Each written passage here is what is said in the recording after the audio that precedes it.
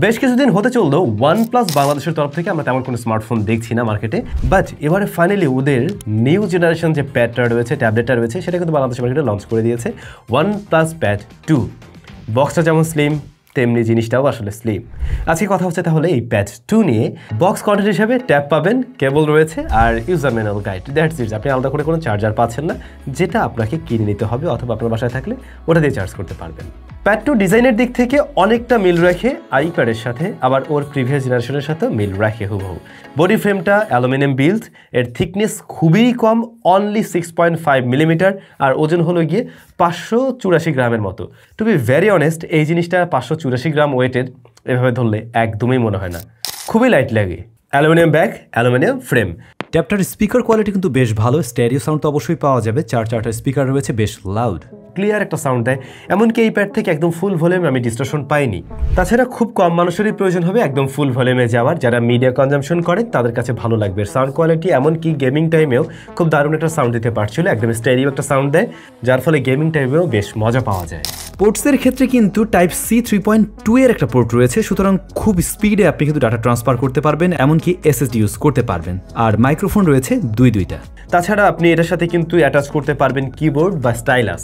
যদিও এর বক্সে আপনারা কিবোর্ড স্টাইলাস পাচ্ছেন না, আলাদা করে কিনে নিতে পারবেন। OnePlus শুনলাম অফিসিয়ালি ওই জিনিসগুলো নিয়ে আসবে, অলরেডি হয়তো নিয়েও আসছে, চাইলে আপনারা সেগুলো কিনতে পারবেন। স্টাইলাস কিন্তু ম্যাগনেটিকভাবে সেট আপ করা যায় ঠিক এর উপরেই। এই প্যাডের ডিসপ্লে সাইজ 12.1 ইঞ্চ, বেশ বড় সাইজের এই ডিসপ্লের রিফ্রেশ রেটও বেশ বড় সড়ো, 144 হার্টস। আমাদের টেস্টিং পিরিয়ডে দেখলাম সেই জায়গাটা একদম ঠিকভাবে পুশ করছে, 120 হার্টস পর্যন্ত পুশ করছে। এমনকি যখন কোনো স্ক্রলিং কিছু করছিলাম বা মাল্টিটাস্কিংয়ে কাজ করছিলাম, ট্যাবলেট মূলত আপনি মাল্টিটাস্কিংয়ে কাজ করবেন, মাল্টি উইন্ডোতে কাজ করবেন, সে সময় আপনি এই রিফ্রেশ রেটের মজাটাও পাবেন।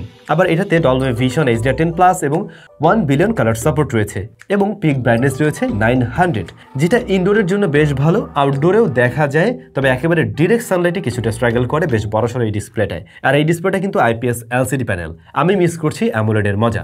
অ্যামোলেড থাকলে পরে আমরা ব্ল্যাকটা আরও বেশি পিওর ব্ল্যাক পেতাম, বাট এখন সেই জায়গাটা মিস করতে হচ্ছে।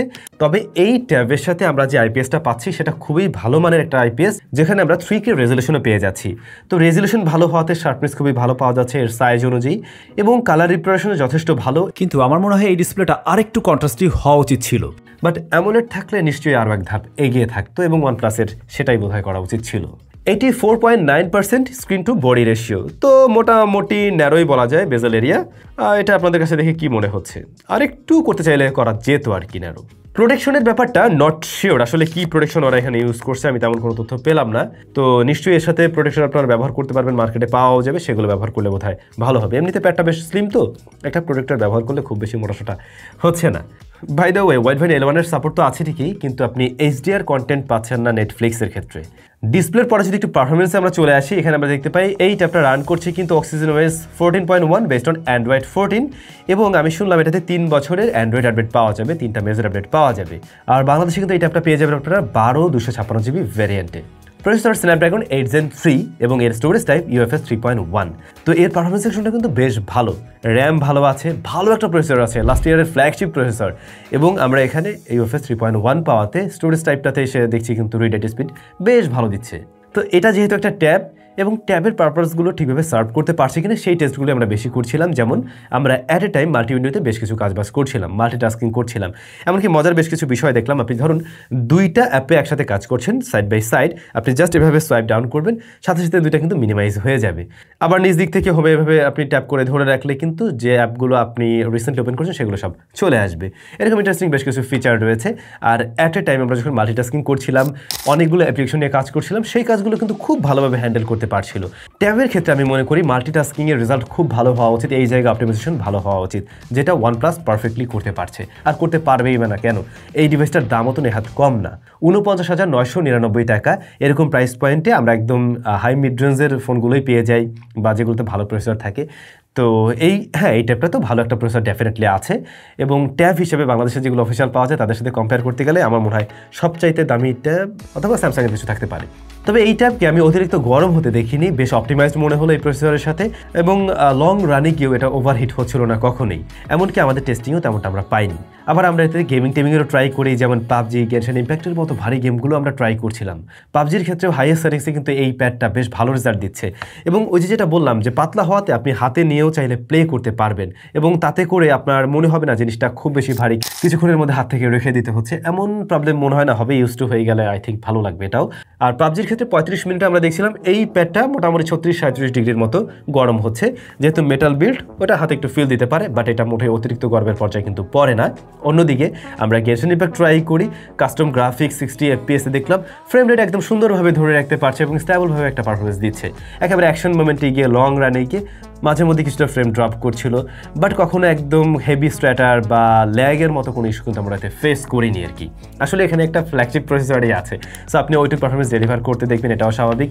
প্লাস OnePlus-এর ইউআই এখানে রয়েছে, যেটাও ডেফিনেটলি আমাদের পছন্দের তালিকার মধ্যে থাকার মতো একটা ইউআই, এবং আসলে এটা বেশ অপটিমাইজ এই ট্যাবের সাথে।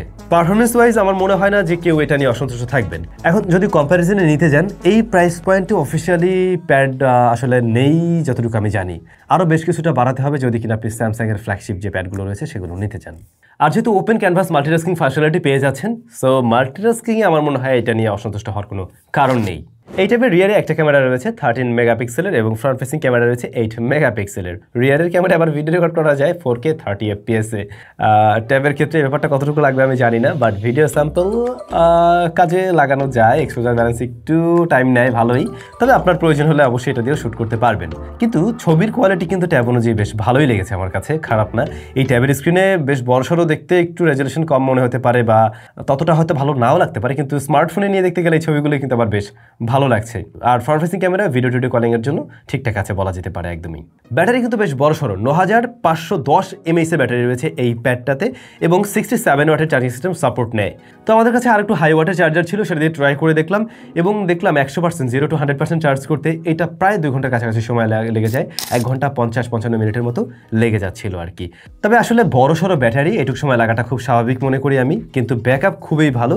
ট্যাবলেট বা প্যাড এগুলো তো নর্মালি আসলে স্মার্টফোনের মতো ইউজ হয় না, এগুলো দেখা যায় এখন আমি ব্যবহার করলাম, রেখে দিলাম, আবার ব্যবহার করছি। তো ওইভাবে বলা যেতে পারে এই ট্যাব আমার মনে হয় আমাদের ইউসেজের থেকে আমরা বুঝতে পারলাম 2.5-3 দিনের মতো ব্যবহার করা যাচ্ছে। সুতরাং বাসায় বাড়িতে নর্মালি ইউজেসে আমার মনে হয় এটা মোটামুটি একটা ভালো ব্যাকআপ দিবে। আর যারা প্রফেশনাল ওয়ার্ক করবেন তারপরে বলা যায় এটা 2 দিন আপনাকে খুব ভালোভাবে একটা ব্যাকআপ দিতে পারবে। প্যাডটাতে কিছু কমতির জায়গা আছে।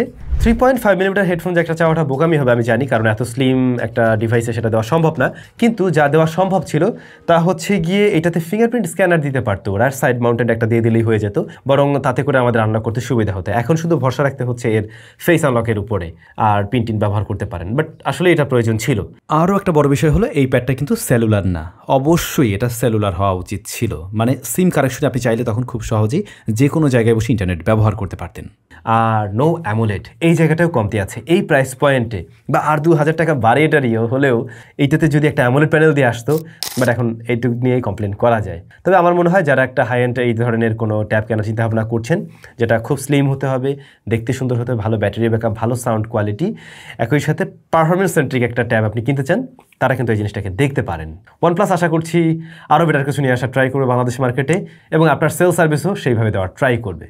আপনাদের কাছে কেমন লাগলো আজকে ভিডিওটি কমেন্ট করে জানাতে ভুলবেন না, কিন্তু দেখা হচ্ছে নতুন ভিডিওতে। Till then take care.